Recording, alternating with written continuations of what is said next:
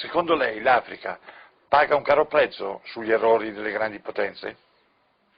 We end up with injustice, we end up with corruption, we end up with poverty, we end up with the worst possible things, we end up with the image. I don't have to tell you the image that you have in Africa.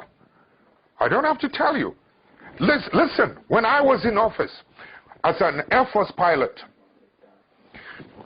I went to school and trained in the cities. When I became an Air Force pilot, I had the opportunity to travel around the country. That's when I saw there is a big difference between those of us living in the cities and the mass people who feed us living in the rural areas. My brother, you listen to me carefully. The water they drink in those rural areas is such that the water you use to flush your toilet, the water we use to flush our toilet in the cities is much cleaner than the water they drink in the villages. No clinics, no hospitals, etc. No headache, no needles to even sew their clothes. That's when I began to see that the parasitic relationship between our cities and this thing. I mean, I've seen too much injustice in my country when I decided enough was enough. When some of us began to decide that something has to be done about it. But when we emerged into political office, you know something? Electricity used to be limited to only 27% of the country. In the shortest possible time, we were able to, with Italian assistance, we were able to extend electricity from 27 to almost 87% of the rest of the country. We were able to extend roads. The infrastructure was improved every part of the country. I mean, it was beautiful. I mean, the energy now goes to every part of the village.